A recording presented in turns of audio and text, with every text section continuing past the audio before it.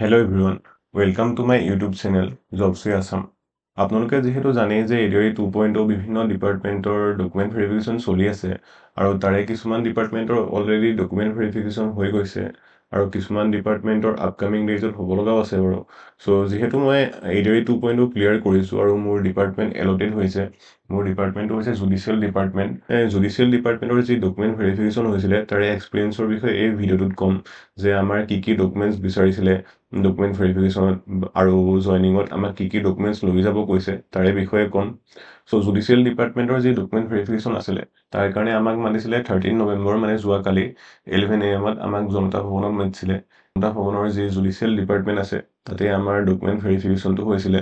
কিন্তু জুডিচিয়েল ডিপাৰ্টমেণ্টৰ যি 3টা পোষ্ট আছিলে তাৰে 2টা আছিলে এডভকেট জেনেৰেল গুৱাহাটী হাইকোৰ্ট অফিচত আৰু এটা আছিলে লাইব্ৰেৰিয়ানৰ পোষ্ট, যিটো ছেক্ৰেটেৰিয়েট মানে জনতা ভৱনতে আছিলে আৰু এজন 4th গ্ৰেডৰ আছিলে। চ' আমি জনতা ভৱনৰ যি জুডিচিয়েল ডিপাৰ্টমেণ্ট আছে তাতে আমি গৈ পেলাই ডকুমেণ্ট ভেৰিফিকেশ্যনটো কৰিলোঁ যোৱাকালি।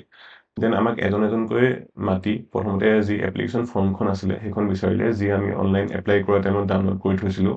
সেই এপ্লিকেশ্যন ফৰ্মখনৰ লগত তেওঁলোকৰ যি চেকলিষ্ট আছিলে সেই চেকলিষ্টত থকা ৰেজিষ্ট্ৰেশ্যন নাম্বাৰ 2টা মেটচ কৰি চালে যে 2টা মেটচ হৈছে নে নাই। তাৰপিছত আমি যি পষ্টত পাইছিলোঁ, যেনেকৈ মোৰ পষ্টটো আছিলে বেচেলৰ উইথ কম্পিউটাৰ। চ' প্ৰথমতে মোক বেচেলৰ ডিগ্ৰীৰ যি অৰিজিনেল চাৰ্টিফিকেট আছিলে আৰু লগতে যিখন কম্পিউটাৰ চাৰ্টিফিকেট অৰিজিনেল আছিলে এই দুইখন চাবলৈ বিচাৰিছিলে।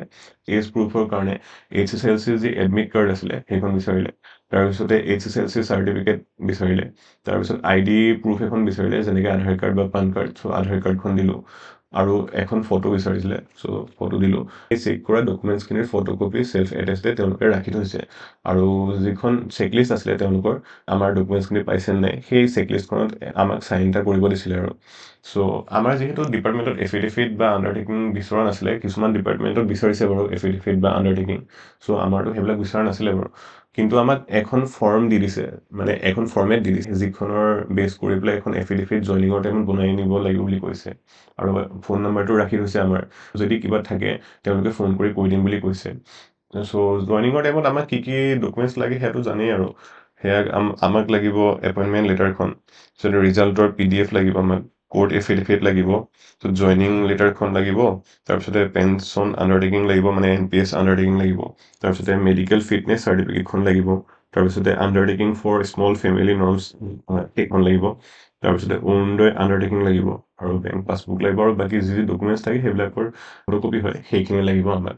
আপোনালোকৰ ডিপাৰ্টমেণ্টত যদি কিবা বেলেগ লিষ্ট দিছে বা বেলেগ যদি কিবা জইনিঙৰ টাইমত আৰু কিবা নিব কৈছে তলৰ কমেণ্ট বক্সত কমেণ্ট কৰি জনাব। চ' ইমানেই আছিলে আমাৰ যি ডিপাৰ্টমেণ্ট ভেৰিফিকেশ্যন হৈ গৈছিলে। চ' ভিডিঅ'টো ভাল লাগিলে লাইক কৰিব, চেনেলটো ছাবস্ক্ৰাইব কৰিব। Thank U.